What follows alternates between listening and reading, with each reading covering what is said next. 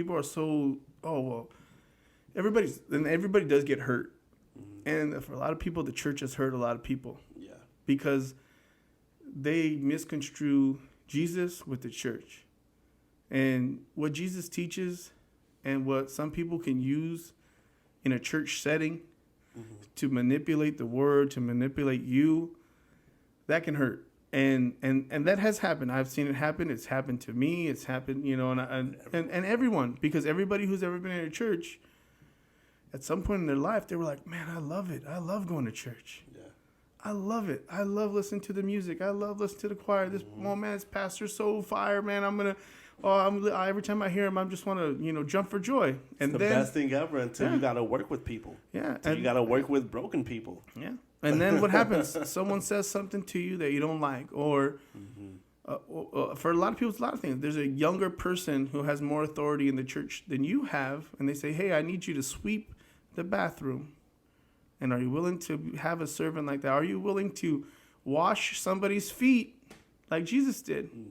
So that way you could be of him and he can be of you. Because if you're not willing to do what is necessary to be a servant, and it doesn't have to be, literally washing someone's feet, but maybe it is sweeping up a bathroom. Maybe it is. Maybe it's not, singing on praise and worship. Trust me, I wanted to sing in praise and worship. I was on the team, but then it became too much about me. It brought me back to when I was, singing on stage, and I was going after this, and it wasn't about me. And I wanted it to be about me. So I took myself, okay, I had to talk to praise and worship leader, like, hey, this isn't for me right now because, I appreciate you saying that I can sing, because most people say that, and I try to be humble, but I don't want it to be like a false humble, because I can sing. But at the same time, I wanted to glorify God, and when I'm asking for all eyes on me, and so then I took my talent of music, I took it to the sound department so I could still help praise and worship, but from the back of the scenes, and then when God had dealt with me there, then I moved on to cooking, and I moved on to security. I, jumped around to wherever God needed me, and that's kind of where we're at now. And so, I definitely agree, man. It's just been a total different, estate when you're talking about, what are we willing to do? What are we willing to die to ourselves to do? And, how much of that cross are we willing to pick up and bear, and for some, that's the hardest part. Yeah. Man. Bro, when you said the mercy of God, I got chills. Because that's right, bro. God is so merciful. And we tend to, I guess it's like maybe we had authority figures in our lives who abused us in some kind of way. You know what I mean? They had some kind of power over us, influence, and we ended up being hurt, and we take that and we put those goggles on and we start to see God the same way. You know what I mean? But he's not like that. You know what I mean? He's all like, and God, and a lot of people do this, and I do this too, and I gotta stop doing this, because we'll use ourselves, our humanity as an example of who God is. You know what I mean? Like, aren't you merciful with your kids? Like, yeah, I am, but sometimes I don't want to be. You know what I mean? Like, or don't you love your kids? Like, yeah, but sometimes, like, I don't want to be around them. You know what I mean? Sometimes they get under my skin and they get on my nerves. God's not like that. Like, God, he doesn't, like, he's not, okay, I'm going to love you here, and then I'm not going to love you. Like, no, God is love. Yeah. You know what I mean? Like, okay, like, I'm not merciful all the time with certain people. You might catch me in the flesh. God is always merciful. Like, that's who he is. Yeah. You know what I mean? Like, oh, I can forgive this person for what they did to me, but I can't, I just can't do it. This, like, God is forgiveness. You know what I mean?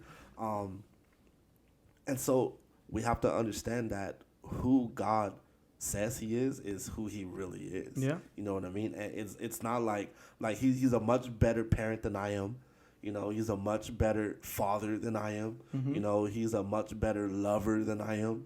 You know, he can show more.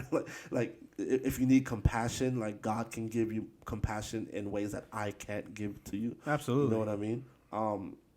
Another thing you said too, bro, and I just want to affirm you. Like you have a gift, like you can sing, you know. And I think, I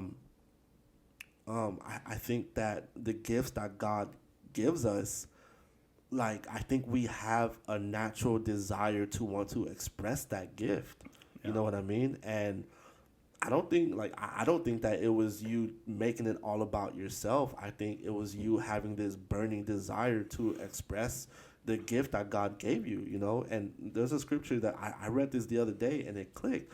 And it's in 2 Corinthians 9, chapter 10. It says, now he who provides seed for the sower and bread for food will provide and multiply your seed for sowing. That is your resources. And I had this thought, and I was like, the seed that God gives us, it's our gifts, our talents. You know what I mean?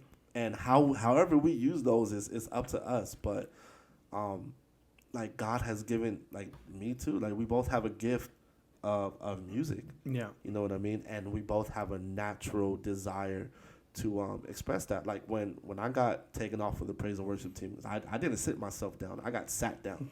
And I was talking to Suli last week about it. We had her on, and I was telling her how I built my identity on being on the praise and worship team.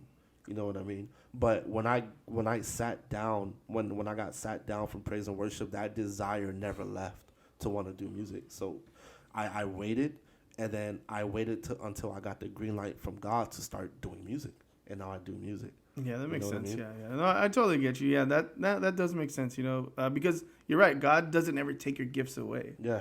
I mean, there's a very, you know, like I said, things happen, but you know, there's very few and far between where God takes away your gifts. You know, like I mean, and He gives them to us for reasons, right? Yeah. Reasons unbeknownst to us, whether we're going to use them now, or we're going to use them, you know, in 10 years, 20 years, or whatever it might be. You know, just to reach that one. Maybe it's just one person you reach with it. You know what I mean? Yeah, I believe. So I believe God gives us gifts for 3 reasons. Maybe more. There's maybe more. There might be more, but my 3 reasons are: 1, to glorify Him. 2, to be an expression of God to the world, because God is a creator. Absolutely. You know, and absolutely. so we are all made in His image. So we all have some kind of creativity, you know, flowing within us. And then 3 is to overcome adversity.